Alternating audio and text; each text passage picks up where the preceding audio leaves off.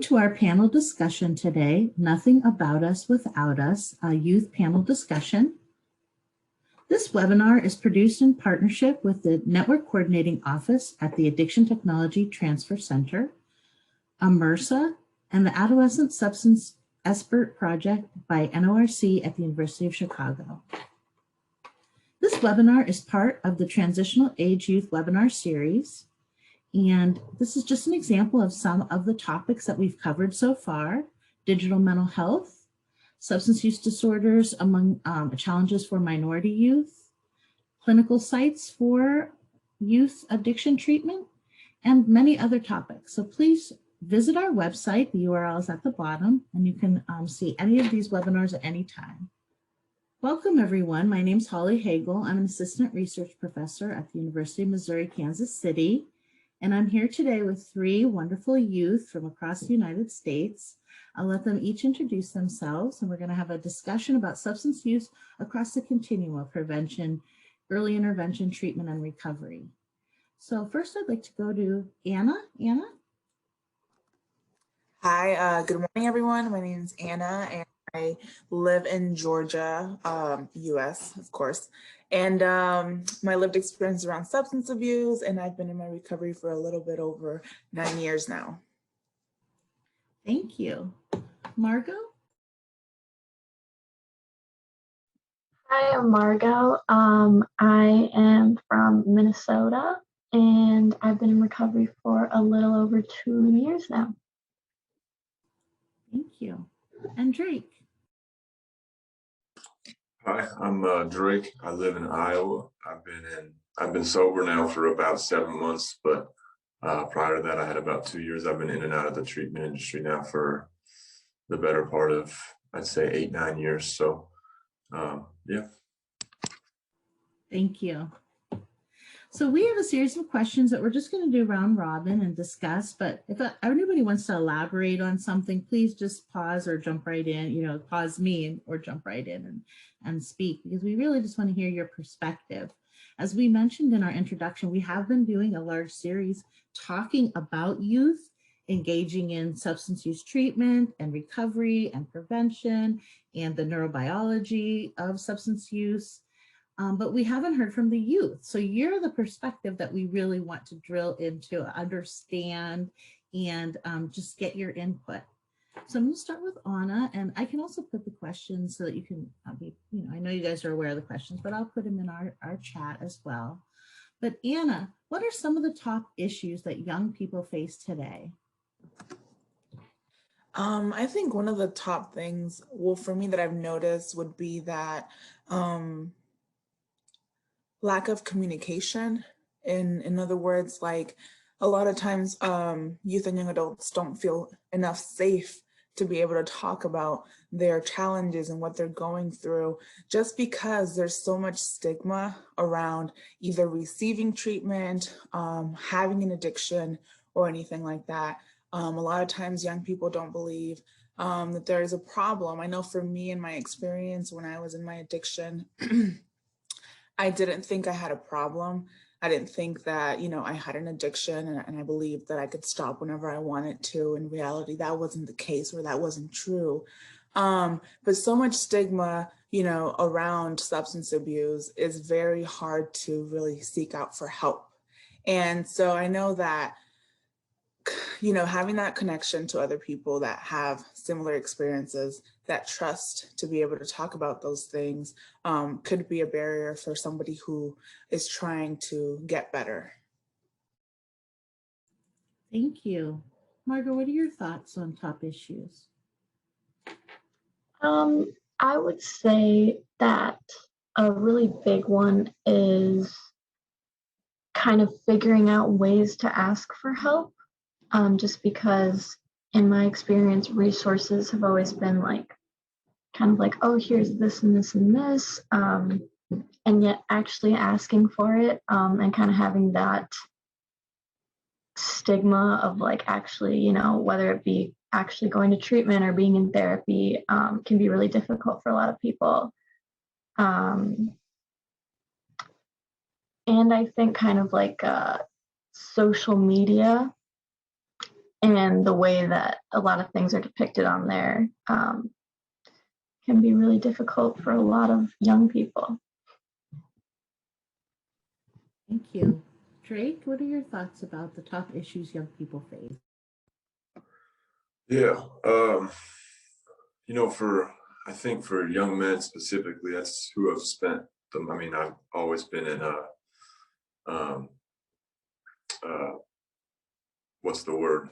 Only men at my treatment facilities. What I've noticed is that as life gets, because life in our country has slowly gotten easier and easier with all the technological advances that we've made, and it's gotten much more comfortable. And I think the more, which is a good thing, but I think for young men in particular, and I know in my case, the more comfortable and easy life got, almost the harder it got to separate out a sense of purpose.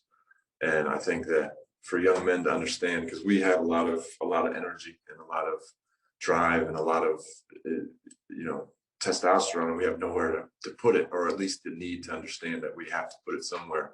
Otherwise, it's going to result in very self-destructive outlets, right? And I think that helping young men understand that we can't just sit around and let life come to us. We have to, in some sense, establish a sense of ambition.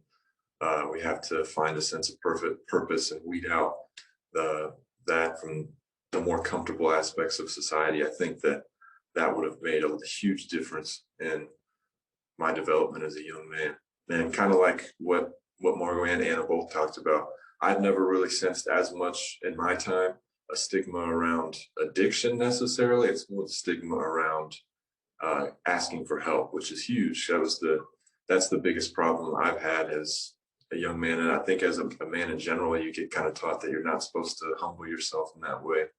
And, I think there is a right and a wrong way to ask for help. And I've done both, I think, but I think educating young men on how to go about asking for help in the proper channels, I think and that it's just okay in the beginning to ask for help, I think would make a huge difference.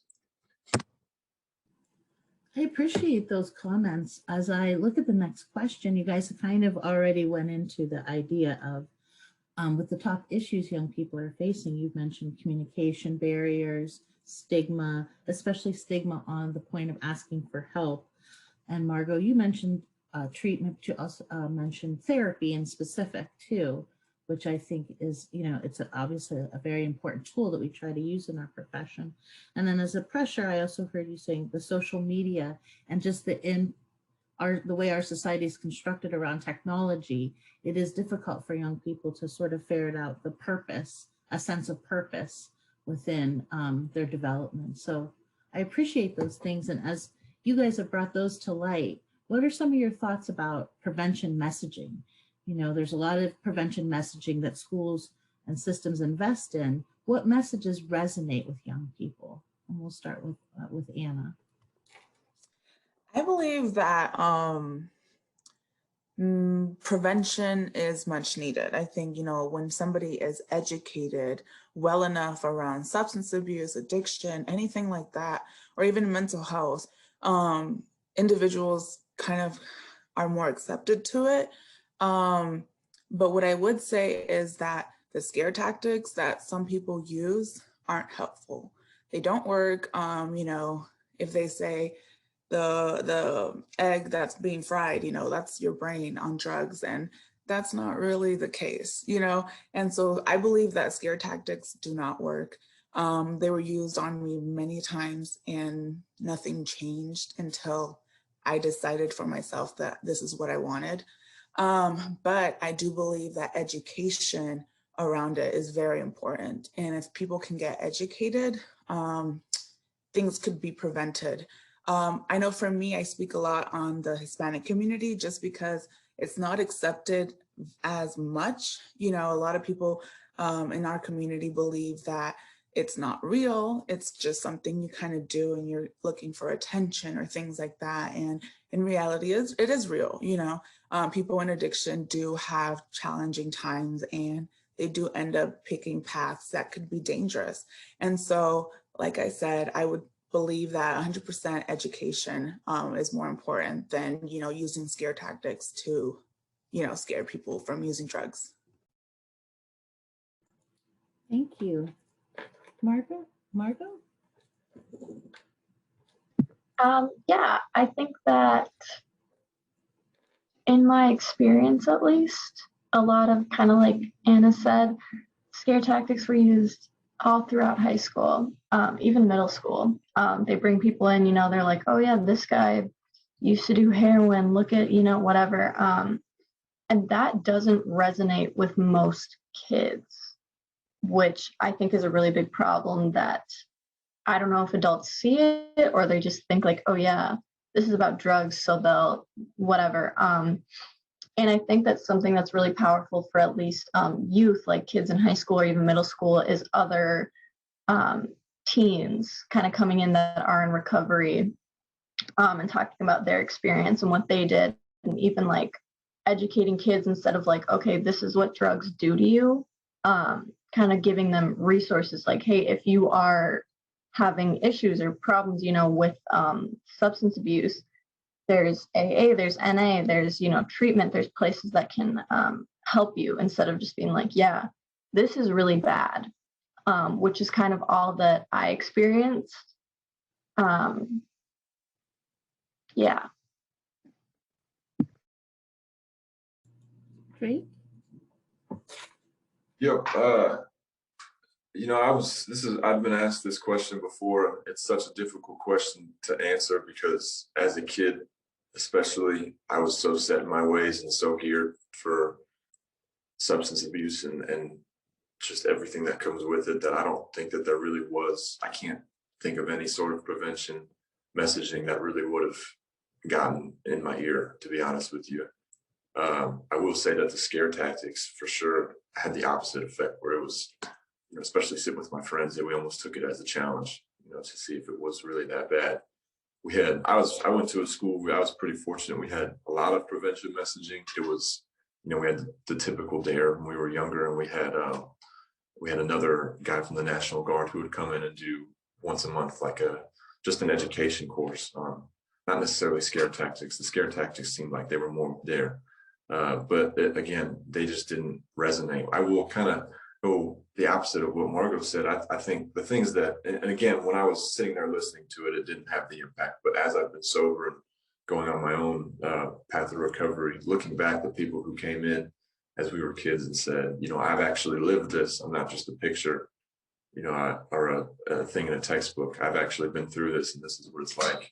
Again, it didn't resonate then, but I've been able to recall specific people who came in and talked to us, whether it was school or Boy Scouts or church, and shared their experience. That's the only thing that really stuck with me. But as I've been in recovery, at first not wanting to do it, the prevention messaging that really worked for me was people who I'd always looked up to, whether it was athletes or, celebrities or something like that, who opened up to the public and said, this is something that I've struggled with. For me to see that this is not an abnormal thing, this is just something that some people have to deal with. That really helped a lot too.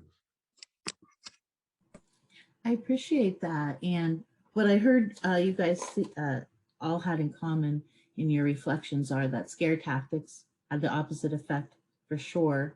Education is important, even planting the seeds, right? We may not reflect on it as a youth, but later those are things that you can look back on and build on for future experiences. I definitely want to make sure you feel comfortable adding on if the conversation, you would like to extend the conversation. I don't want to move on too quickly from a topic. Yeah, I'll add something. I know that a lot of times adults or professionals believe that if you talk about it, it's going to happen. When it comes to suicide and things like that, if you have the conversation about suicide, they believe that you're planting the idea in their brain. And I think it works like that with addiction. If you talk about it, it becomes something real.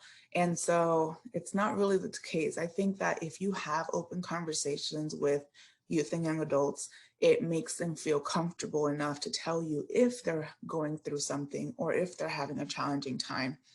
And I know that sometimes it's not our parents that we feel comfortable with, but as long as we feel safe enough to talk to somebody, I think that would be the most important thing that a young adult can do. Thank you. That actually is the next question, really. What are the ways that providers can approach youth to provide more information and support?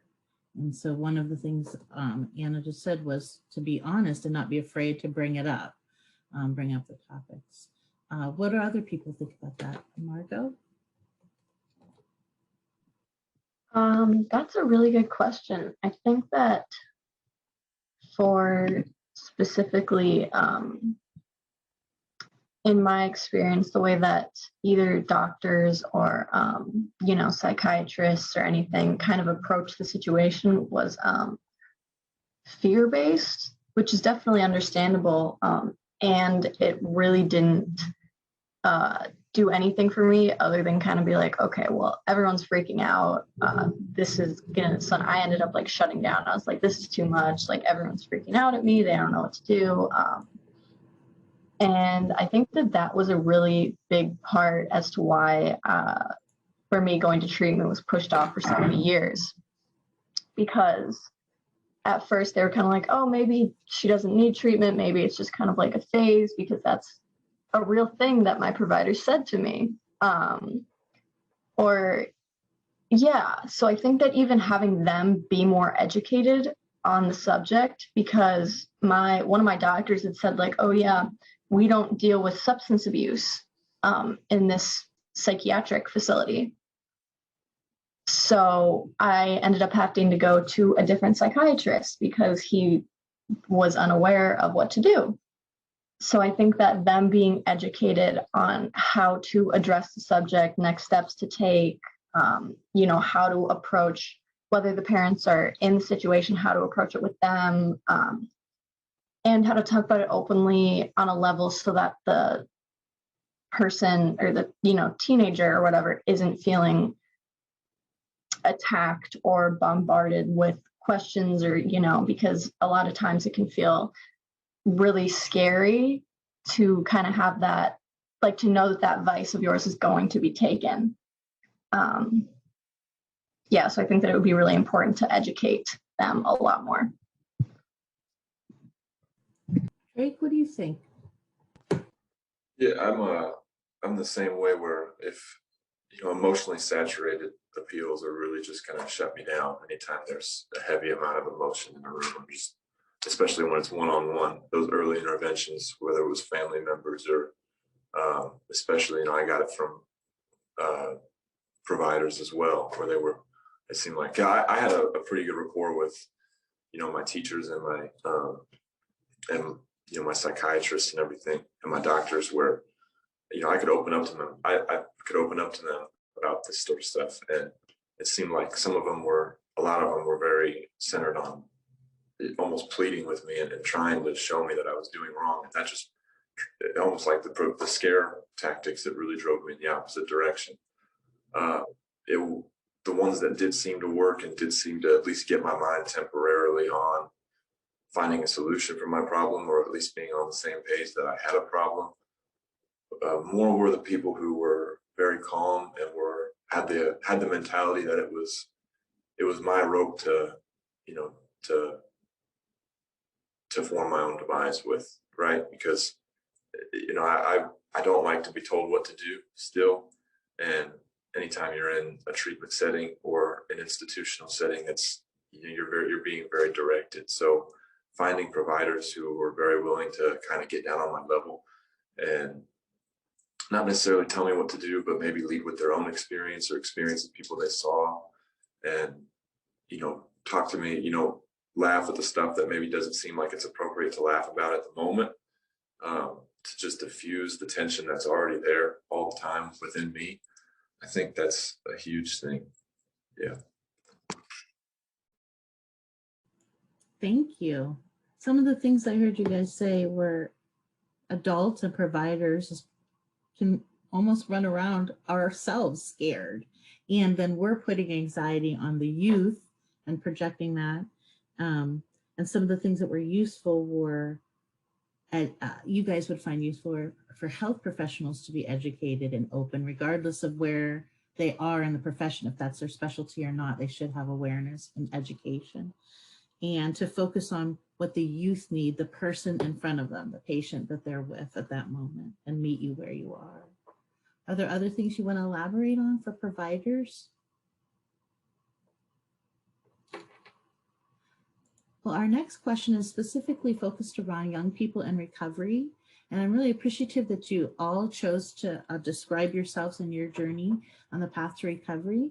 And so for young people who are in recovery or who may be using substances or not aware of recovery, what are key messages you have for youth about recovery in particular? Anna? What I would start off with is, I've been in my recovery journey for 9 years now, and it's been a very hard recovery, as in like it hasn't been easy. A lot of times people believe that once you have, 1 or 2 years in recovery, you're set for life and you're good and you're never going to have a setback. And that's not the case. But for anybody, who is thinking or is starting their recovery or wants to be in recovery, it takes time and it takes a lot of work. And I would say that it's worth it, recovery for me, it's given me so many things that I would have never imagined I would be where I am today. I'll share an example of like a difficult time. I think that, I was, it was like 5 years in my recovery. And you would believe that, somebody that's been in their recovery for 5 years, they know what they're doing. They have it all figured out and they don't have any challenging times. But that wasn't my case. I was, in my recovery for 5 years and my dad passed away.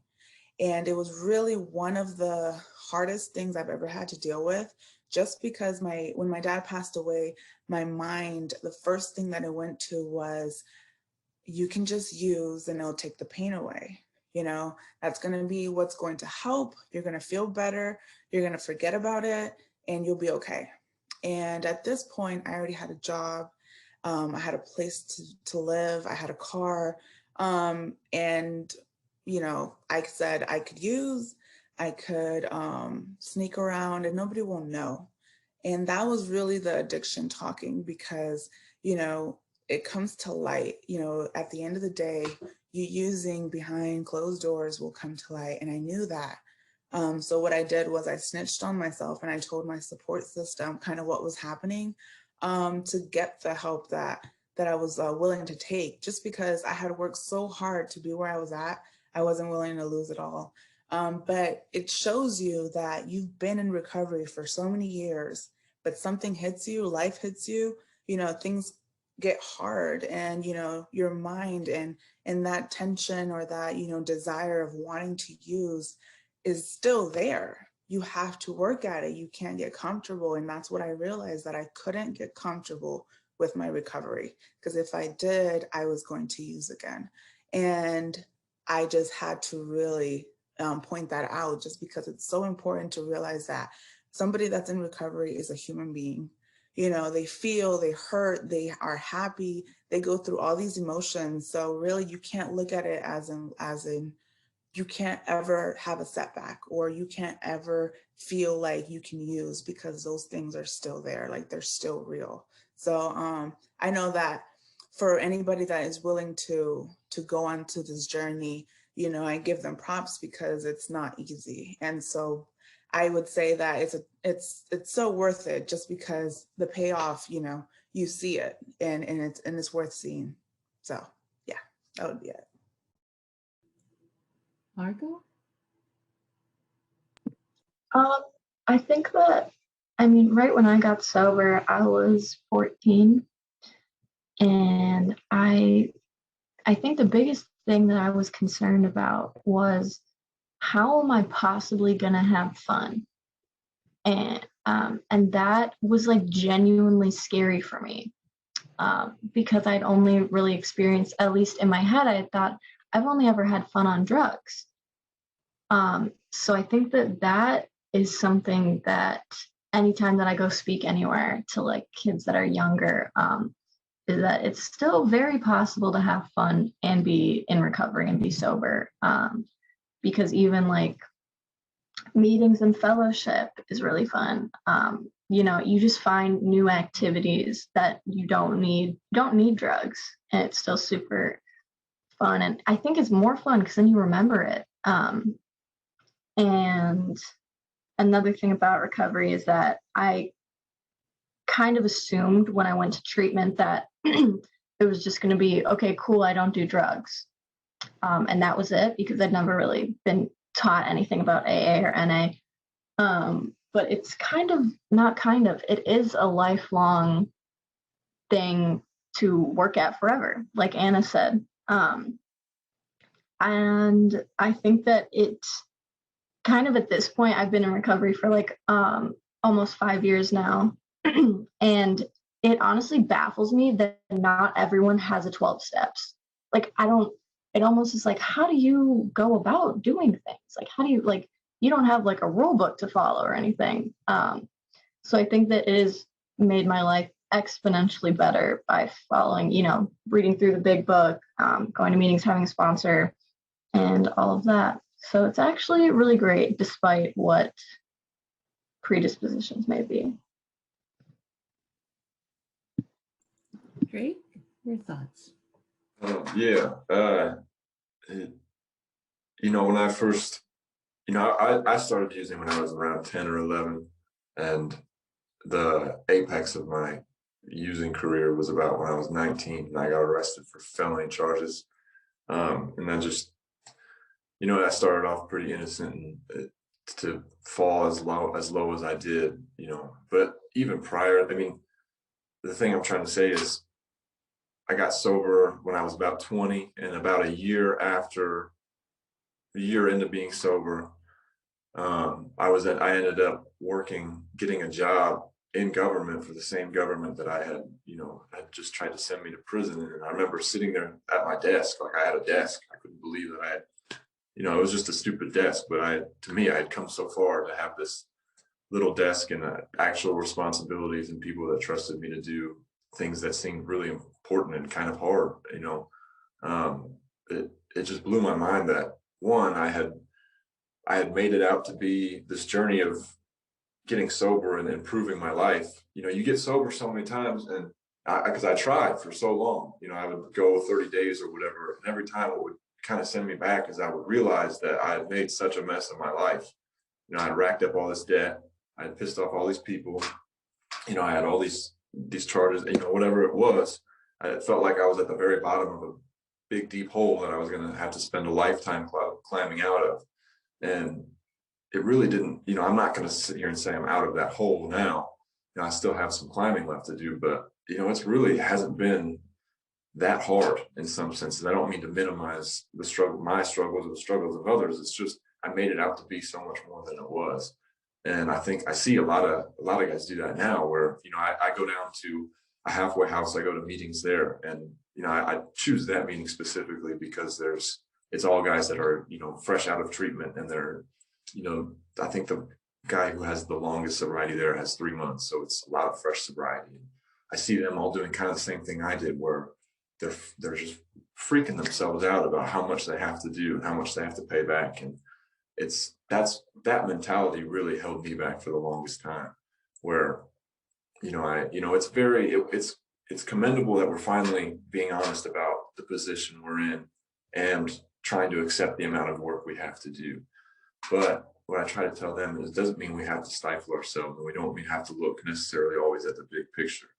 You know, the saying we have is one day at a time, and that's really hard for someone who likes to think light years ahead and think about every possible scenario that's going to play out.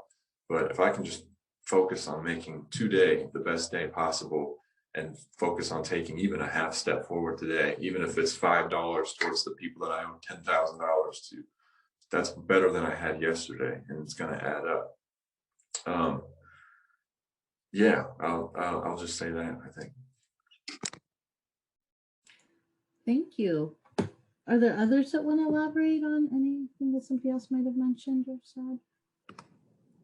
I did want to add on what Margaret, right, said, that I know for me, when I was in my addiction, a lot of times people would say, just stop using or stop hanging out with the people you're hanging out with, and you'll just stop.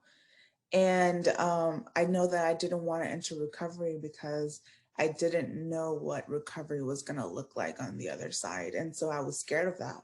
I was scared that I wasn't going to have anybody to hang out with. I was scared that I wasn't going to have any friends.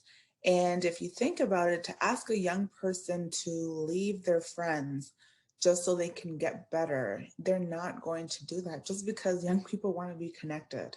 They want to feel connected to their peers, to their group of friends. They want to feel connected to just the activities that are going on around them. And so to ask a young person to do that it's kind of like ridiculous. You can't really tell them to stop hanging out with the people that they consider their friends. And so I know that when I enter recovery, things change completely.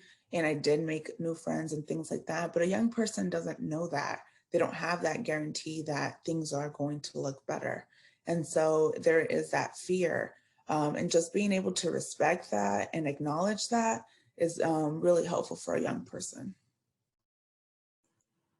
Thank you. As we transitioned about, again, I think I mentioned earlier to you guys in our planning meetings that our audiences are mostly health professionals. We probably will have an audience of family members as well, and maybe hopefully youth, but for sure it's health professionals. And sometimes we get in our own little, tunnel, and we're like, okay, we should have a TikTok video. Oh yeah, we got to get on Snapchat. And we're sort of behind the youth 10 steps. So what are some types of resources that you think would be useful to youth in understanding substance use and mental health? Is it social media? Is it the peer groups? You guys have touched on these things, but what do you think we should put our resources into so that we can be more in step with youth? Anna? Yeah. I would say, social media is a big one just because everyone's connected to social media. And I would say that being able to connect young people to lived experience is a big one for me. Having peers you're able to connect to and really resonate with their experiences has helped me in the past, and has helped a lot of the people that I know really get to that point where they feel comfortable enough to talk about their experiences.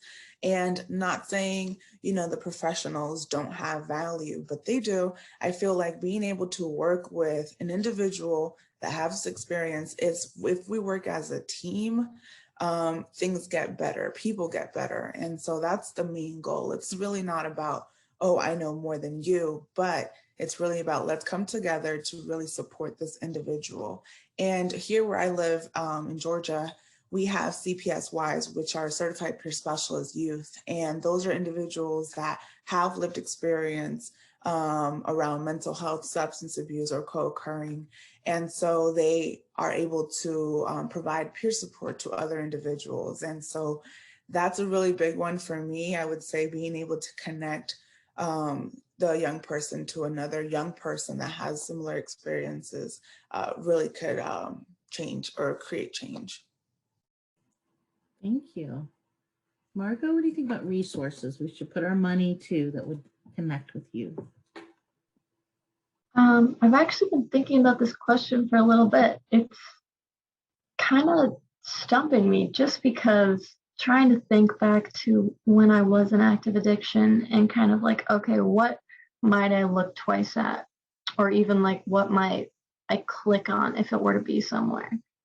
And that's really difficult because I feel like when someone is there and is kind of stuck in their ways, they're not really open to anything else unless it's a small window where they decide, it's a decision that that person can only make at a certain point. And I think that social media, like Anna said, is really, really big because every teen most likely is on there.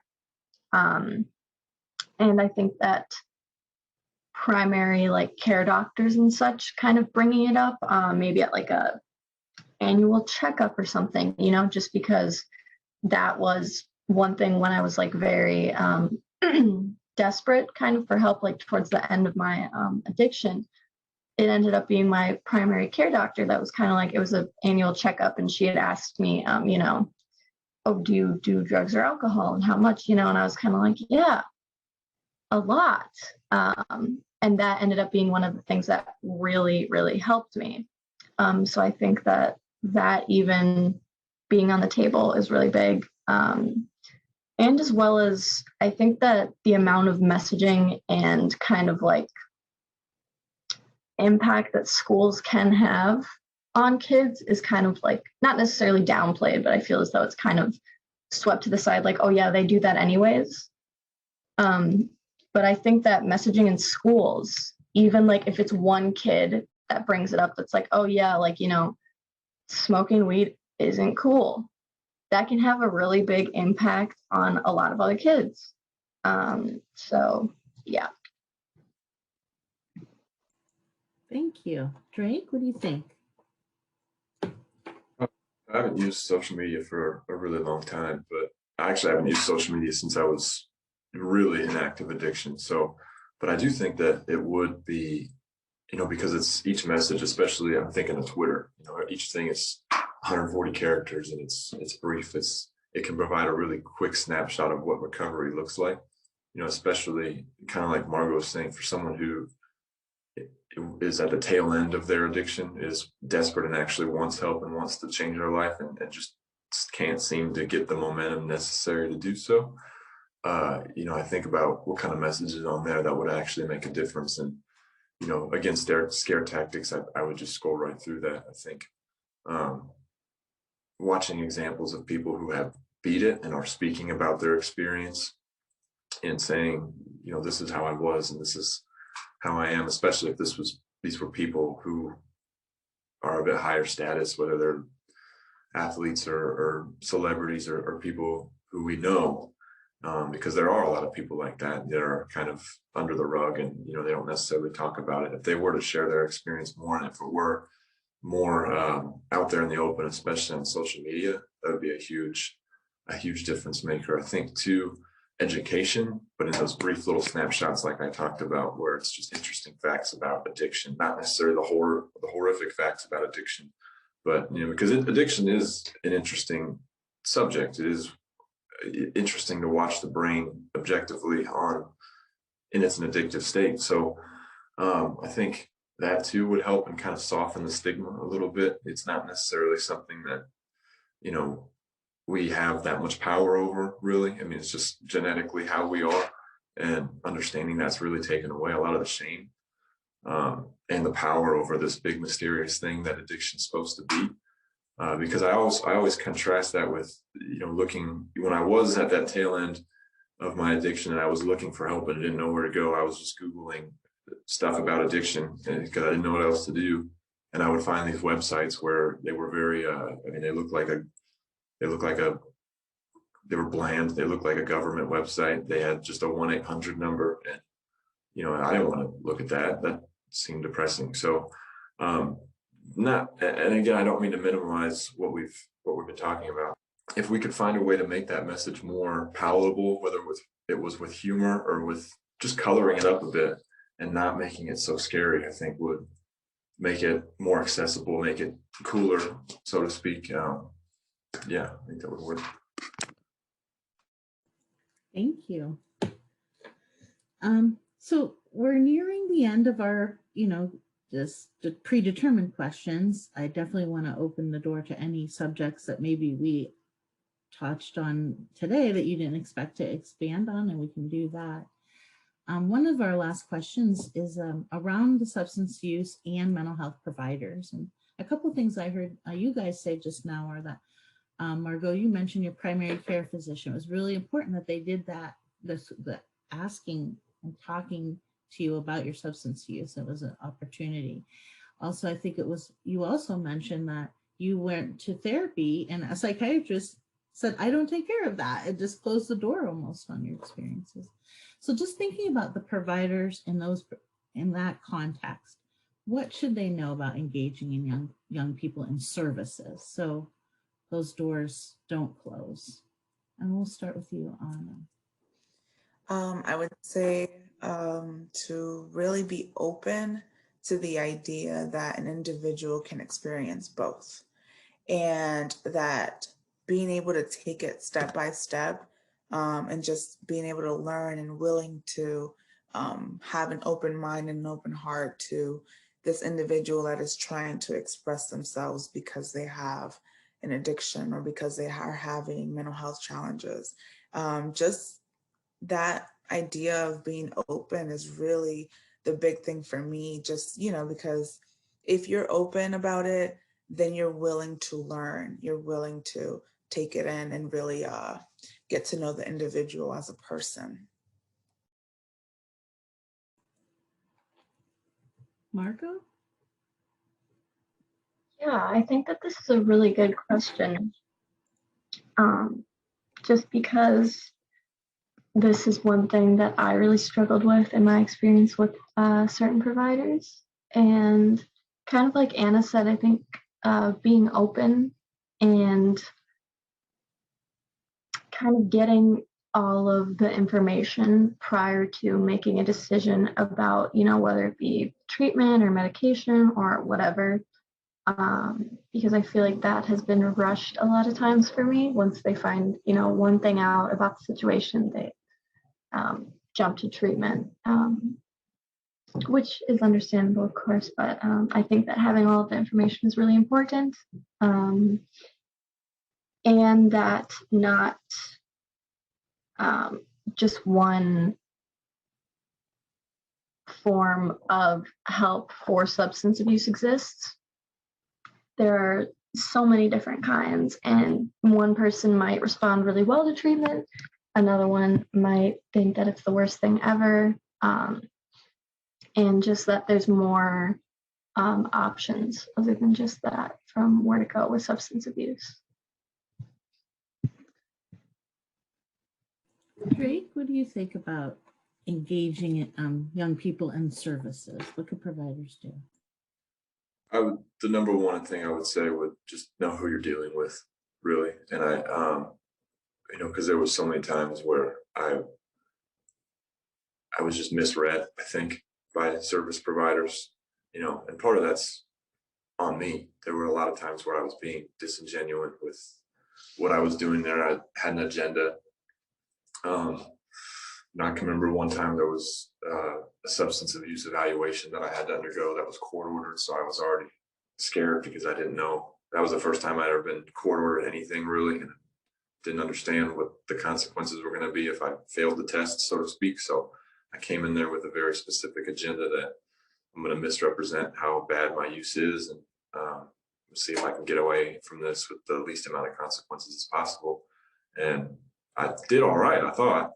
And until the end, when I was called out, the guy figured out I was lying about some stuff or however it was. But I don't remember how it went down. But he actually got very angry with me, and I remember he raised his voice at me and was, he was demanding right then and there I was going to treatment for. He said, "I don't know how long you're going, but I would say pack your bags for at least a year." I mean, it's almost like he took it personally, and I certainly kind of deserve that outcome, but at the same time, I think about the different routes that he could have taken if he would have kind of minimalized that interaction and almost, I don't want to say laughed it off, but kind of greeted me more with a casual approach. I think I might have actually been open to going to treatment then and there because, I was pretty impressionable at that stage of my addiction. So I think that knowing the ins and outs of the personality that addiction brings out, even outside of use, and, because I can be very manipulative when I need to be, especially when I'm in active addiction. And I think understanding that I think comes from having family members who've been through it or even being through it yourself.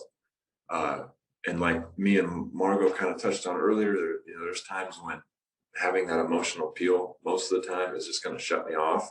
But there are times when I come into, a setting and I do want treatment and I do want to get these emotions that have just kind of welled up inside of me out for so long that And there's been cases where I pour them out to my provider, and they get kind of I get greeted with the blank wall. You know, I get kind of the reaction that I've always given myself, where they shut down on me. And I don't blame them for that, because those are the people who've probably handled addictive personalities before, and they've seen that these are the types of people that can be not so genuine at times. So I don't know, there's just kind of a balance that needs to be struck, I think, and understanding what someone's motivations are when they actually want to go to treatment and get help, and when they're ready, and when they're not, and when they're just saying they are to get to whatever end they need to get to. And you know, I don't really have any answers to how that works, but I think that is some sort of problem there. Thank you. I think you all mentioned balance and sort of opening the door for people meeting where they are. So I do want to add a question that just really kind of came up in this discussion. What on the flip side, we've talked about what providers it could do, but and what providers sort of have put up barriers at different parts of the course of your experiences. What was one thing that you remember that a provider did that helped you on your path that you thought was encouraging or helped you get to another phase, or have some, you know, optimism that that you could get help or support? Anna? In my experience, I did have this one provider that he was just very supportive in the way that he believed I could get better when I didn't see it for myself. And he really never gave up on me. He pushed me so hard. I want to say pulled, pulled me so hard to really go in the direction that I wanted to go in. And when I decided to do it for myself, he opened up opportunities for me to be able to grow and expand my knowledge, everything. He gave me a lot of opportunities. I was one of the first peer mentors at the treatment facility, and he really made that happen for me to expand myself. And so for that, I'll be forever grateful. So he was really one of those individuals that believed in me when I didn't. So I would say that was something that helped me in my recovery. Margot, what about you? What's one provider that stood out for you? Yeah, I know the first thing that comes to mind was the first time that I did go to a residential substance abuse treatment. My doctor kind of approached me with a attitude that I had never experienced before from a provider. He would actually challenge me constantly. Like, he'd kind of say, it worked really well for me just where I was at, but he would challenge me like, I bet that you can't stay sober for more than 30 days. And for some reason I was like, well, fuck you, yes I can. Are you kidding? And that ended up like, there were certain things like with my work or whatever that I absolutely wasn't doing because I thought it was dumb. He was like, yeah, I didn't think you were going to do it because I don't think that you can. And that worked super well for me until I realized almost when I was done with the program, like, he tricked me.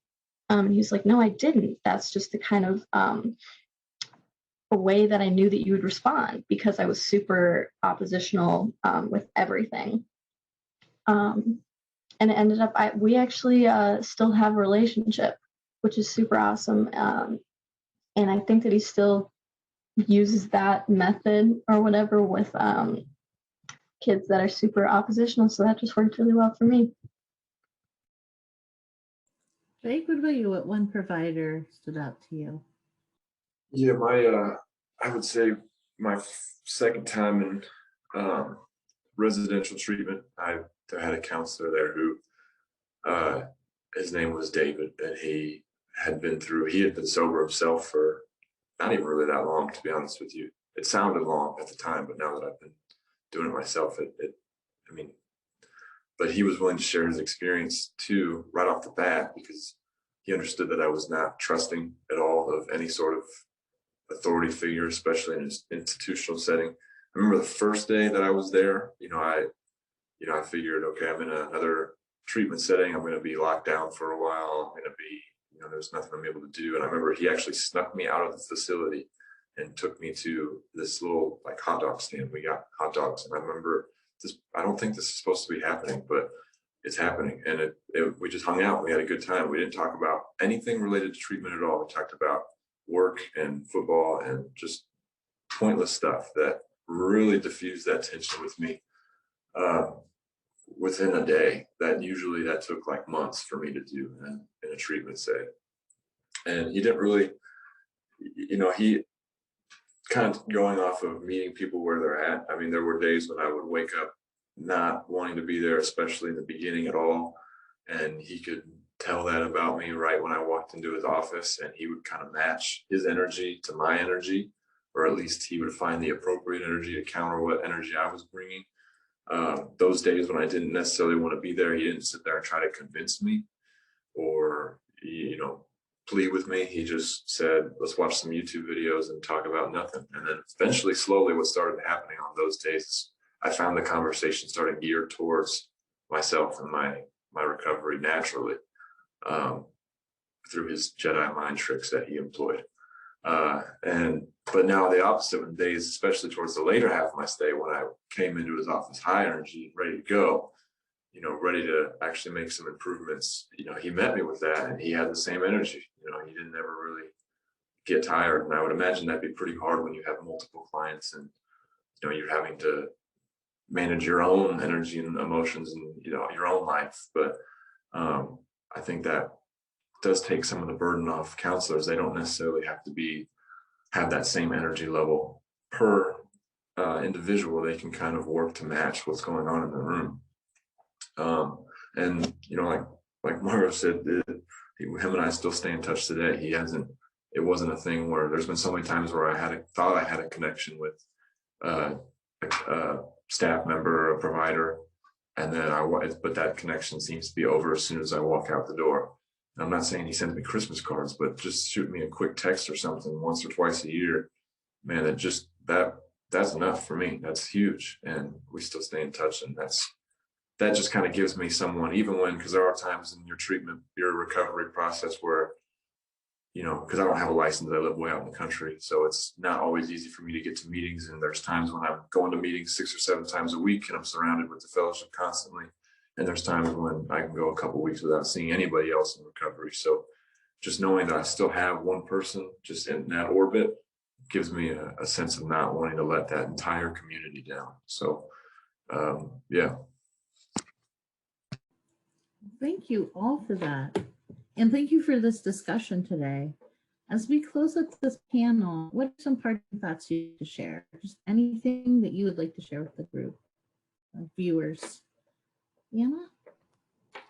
Well, first off, I wanted to say thank you to Margot and Drake, for being able to be open with their recovery. I know that for me, it's not always easy about at the beginning, it wasn't always easy for me to be able to talk about those things. And so being able to be in a room with individuals that understand and accept you, it's really a really good feeling, because you just, talk about it, and you can talk about recovery all day long. And then so for the people that are watching, I appreciate the opportunity, and hopefully you guys were able to learn at least something from us that, you guys can take away and really put it into practice. So thank you for having me. Yeah, I think that a really big thing is that substance abuse in all is an extremely, I don't want to say unknown, but almost like kind of not an exact science in any way, because every single person is going to react differently. The brain chemistry is different for every single person. And one approach for me might be completely different for what Anna or Drake needs. So I think that that's really important just to kind of keep in mind. And Thank you so much for having me. This was awesome. Drake, what are your final thoughts for this? I don't know if I could say what I would say again, know who you're dealing with. And I mean that we're capable of incredibly self-destructive things, but at the same time, I've seen people who I didn't think were going to live till the next week, and they're have families and well, there we go. They have families and high-paying jobs, and they're making a huge impact, and they're not even the same people. So we are people who are capable of incredible, incredible things if we can manage to stay in this process. You know, for providers who have a handful of clients, you know, I can imagine it can get frustrating at times, but even for the worst case that you have, don't give up or let yourself get frustrated, because it's going to be worth it in the end. Thank you all. I just want to say I sincerely thank you for your time and your stories, your willingness to share your authentic life experiences with us. And I just wish you all well, and I appreciate your time today. So as we wrap up, I think we're going to share with our providers some reminders about resources that we have. Well, thank you for joining us today. And we just want to leave by sharing some resources. The Addiction Technology Transfer Center Network, and we'll share these slides with you on the webpage, has a variety of resources that we'd like you to check out. Resources on understanding vaping, understanding the Latino youth recovery, and creating resiliency in the population, and you can see the other topics. The next slide. Stay in touch with us. You can join us, subscribe to our monthly newsletter. We always have a special topic per month, and then we announce monthly activities. And you can also follow us on Facebook and Twitter. Next slide. We also have a prevention-related network, the Prevention Technology Transfer Center Network, and we also have a variety of obviously youth-focused products focusing on the whole substance use spectrum. And so you can get in the slides a link to all of these recorded webinars, and they're all available for your viewing. Next slide. And likewise, the PTTC has a monthly newsletter focusing on prevention topics, and you can also follow us on Facebook and Twitter. So thank you all for visiting. Please keep in touch with EMERSA and the ATTC and the NORC project, and join us for our next topic. Thank you.